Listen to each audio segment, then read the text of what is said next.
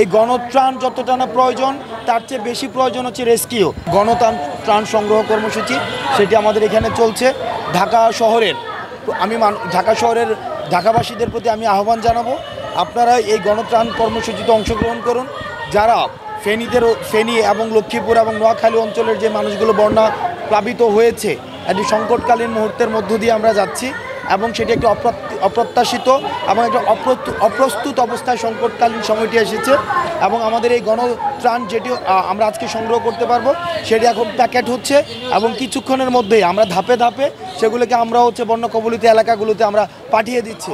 আমরা জানি এখন বর্তমানে এই গণত্রাণ যতটা না প্রয়োজন তার চেয়ে বেশি প্রয়োজন হচ্ছে রেস্কিউ।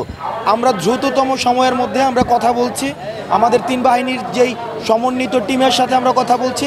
ইতিমধ্যেই আমাদের রেস্কিউ কার্যক্রম শুরু হয়েছে, কিন্তু এই অপ্রত্যাশিত যে সংকটটি সৃষ্টি হয়েছে এই সংকটটি সমাধানের জন্য আমাদের কখনোই ব্যক্তি জায়গা থেকে অথবা শুধুমাত্র 3 বাহিনীর যেই উদ্যোগ রয়েছে সেটি সম্ভব নয়। আমাদের সমন্বিত, যেটাকে আমরা জয়েন্ট কোলাবোরেটিভ ভেঞ্চার বলি, অর্থাৎ সবার একত্রে আমাদের এই রেস্কিউ কার্যক্রমে অংশগ্রহণ করতে হবে। ব্যক্তি পর্যায় থেকে আমাদের গোষ্ঠী পর্যায় থেকে সামষ্টিক পর্যায় থেকে আমাদের জয়েন্ট কোলাবোরেটিভ ভেঞ্চার প্রয়োজন।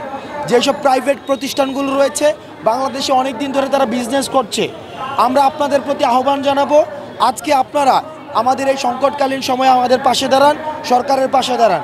কারণ আমরা দেখছি এই অন্তর্বর্তীকালীন সরকারটি নতুনভাবে গঠিত হয়েছে এবং এই সরকারটিকে আমরা আমাদের জায়গা থেকে ব্যক্তি পর্যায় থেকে প্রাইভেট পর্যায় থেকে এবং বিভিন্ন যে প্রতিষ্ঠানগুলো রয়েছে এই প্রতিষ্ঠান পর্যায় থেকে আমাদের এই সরকারকে সহায়তা করে আমাদের যেই আজকে দেখছি বিভিন্ন জায়গায় এবং কুমিল্লাতেও আমি বিভিন্ন এলাকা থেকে খবর আসছে সেই এলাকাগুলো প্লাবিত হচ্ছে।